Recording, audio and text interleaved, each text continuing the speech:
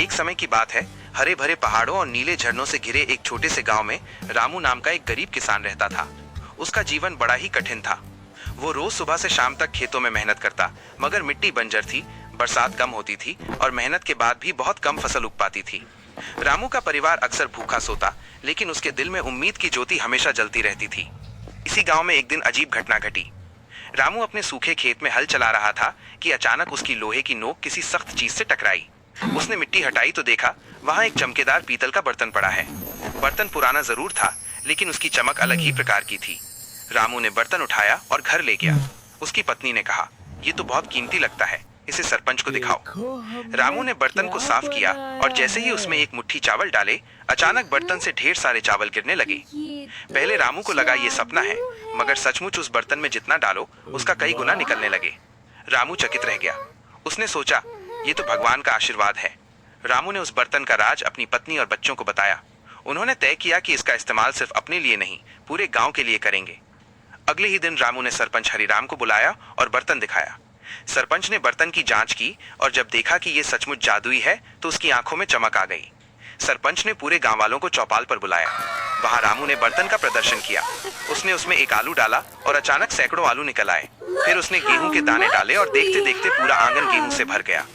अब गांव में भूखमरी की समस्या खत्म हो गई। हर घर में अनाज और सब्जियां पहुंचने लगी। लोग रामू को दुआएं देने लगे। लेकिन हर जगह अच्छाई देखकर बुराई भी सिर उठाती है। उसी गांव में शंभू नाम का एक ठग रहता था। जब उसे जादुई बर्तन के बारे में पता चला तो उसकी आंखों में लालच तैरने लगा। उसने सोचा, अगर ये बर्तन मेरे हाथ लग जाए तो मैं अमीर से अमीर बन जाऊंगा, फिर पूरे गांव पर राज करूंगा। उसने योजना बनाई। एक दिन वो रामू के घर गया और मीठी बातें करने लगा। भाई रामू, तुम कितने नेकदिल इंसान हो। तुमने गांव को अनाज से भर दिया, लेकिन इतना काम अकेले मत करो। ये बर्तन मुझे दे दो, मैं इसे संभाल लूंगा। रामू ने तुरंत इनकार कर दिया। नहीं शंभू, ये बर्तन भगवान का वरदान है। ये शंभू गुस्से से लाल हो गया। उसने मन ही मन कसम खाई कि चाहे कुछ भी हो, ये बर्तन वो चुरा कर रहेगा। एक रात अंधेरे में शंभू चुपके से रामू के घर घुस गया। सब गहरी नींद में थे। उसने धीरे धीरे जादुई बर्तन उठाया और बाहर निकलने ही वाला था कि अचानक बर्तन से तेज आवाज आई, माइनस चोर चोर। शंभू डर गया। उसने सोचा कोई जाग जाएगा तो जल्दी जल्दी भागने लगा, लेकिन बर्तन जैसे जिंदा हो उठा। उसने खुद को इतना भारी कर लिया कि शंभू उसे उठा ही नहीं पाया। गांव वाले शोर सुनकर जाग गए। सबने मशाले लेकर शंभू को पकड़ लिया। सरपंच हरिराम ने गुस्से से कहा, शंभू, तूने पूरे गांव को धोखा देने की कोशिश की है। ये बर्तन किसी एक की संपत्ति नहीं, बल्कि पूरे गांव की धरोहर है। गांव वालों ने फैसला किया कि शंभू को दंड मिलेगा। उसे खेतों में बिना मेहनताना काम करना होगा ताकि उसे मेहनत का मूल्य समझ में आए।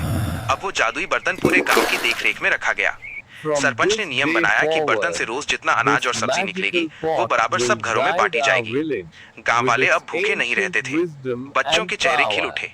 त्योहारों पर मिठाइयां बनने लगी और लोग खुशी से नाचने गाने लगे। वीडियो अच्छा लगा होगा तो लाइक और शेयर करें और हमसे जुड़े रहने के लिए ऐसे ही बेहतरीन वीडियोस के लिए सब्सक्राइब करें। ये